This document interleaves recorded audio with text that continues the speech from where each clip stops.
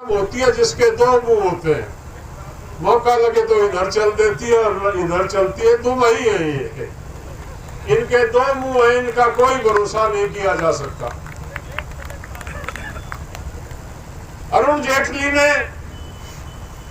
Contract farming पे संसद में एक बहुत बड़ा, आपके पास बहुत लोगों के पास आया होगा सोशल मीडिया से, उसका बयान। अटल बिहारी जी का एक बहुत बड़ा भाषण है किसान की दुर्दशा पे और इन नीतियों के जो खिलाफ बोल रहे थे। आज उन्हीं चीजों को ये हम पे कर रहे हैं और हमको समझा रहे हैं। मैं परसों मुझसे एक सवाल टेलीविजन पे पूछ रहे थे कि आप क्या, एक वो नेता बैठे थे बीजेपी के बहुत बड़े, और उन्होंने कहा कि जनता खुश है, जनता खुश है इसलिए राजस्थान में चुनाव थे पंचायत के, वहां बीजेपी जीती है। अगर किसान नाराज होता तो बीजेपी को हारना चाहिए था। मैंने उनको कहा, किसको तुम बहका रहे हो?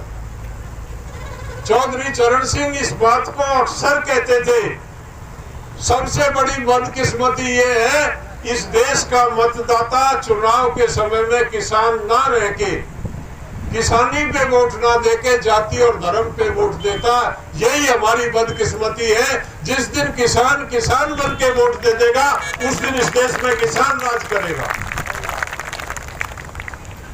चौधरी टिकैत हजारों दफे ये कहते थे मीटिंगों में, बोले यार मेरी एक बात समझ में नहीं आती, आप कहते हो हम 80% है, बहुमत से राज बनता है, 80% आप हो।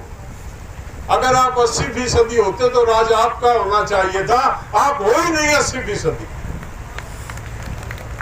इस बर्बादी के लिए जिम्मेदार कहीं ना कहीं हम और आप हैं। इन चोर और लफंगों को हमने दिल्ली में घुसाया, ये अपनी मर्जी, अपनी मेहनत से नहीं आए, हमारी वोट की कीमत से आए और हमारा उपहास उड़ा रहे हैं। आप यह निरंतर पिछले 18 दिन से निरंतर आप दिल्ली में इस ठंड के माहौल में यहाँ बैठे हुए हैं। प्रधानमंत्री को शर्म नहीं आई है? कल एक मीटिंग थी फिक्की की। फिक्की एक संगठन है, जिस तरह आपका भारतीय किसान यूनियन है, फिक्की एक संगठन है जो देश के बड़े व्यापारियों का संगठन है।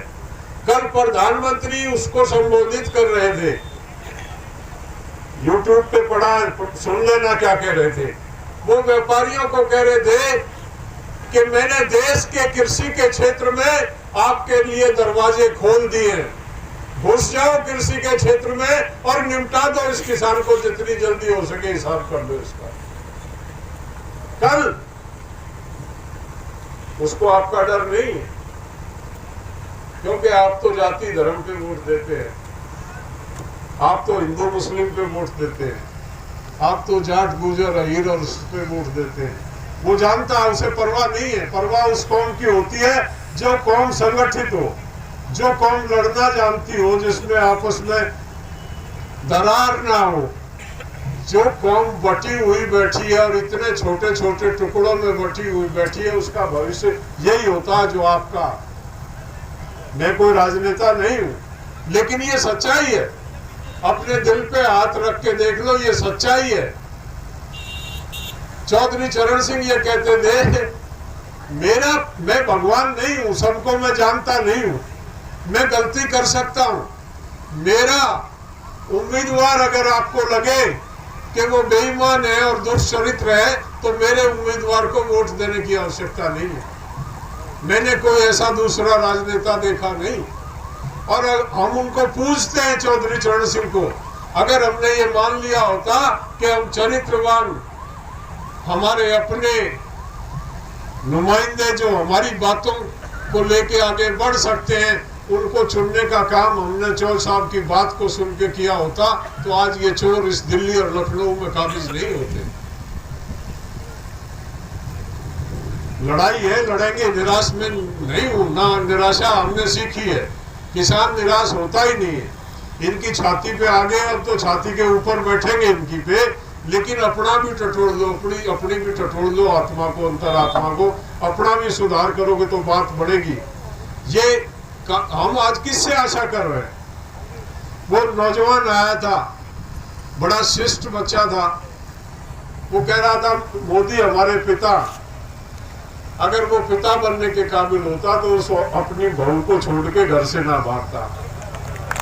पिता बनने का तो जज्बा ही नहीं है उस आदमी में। देश की विडंबना और देश की बदकिस्मती। हमारे शास्त्रों में लिखा कि रंडवे को राजा नहीं होना चाहिए। देश का राजा रंडवा, यूपी का राजा रंडवा, हरियाणा का राजा रंडवा, जो रंडवों को राज दे दिया और फिर कह रहे हैं वो हमारे पिता है। वो अरे जिसके घर नहीं, बाहर नहीं, वो क्या जाने घर का दुख दर्द क्या होता, जो रोटी कहाँ से चलती है। और पृथ्वी सिंह पे झड़क थे हमारे, एक प्रचार करते थे यहाँ पे, आज रिफॉर्म था उनका। वो कहते थे व्यापारी और भिखमंगे को देश से प्यार नहीं होता।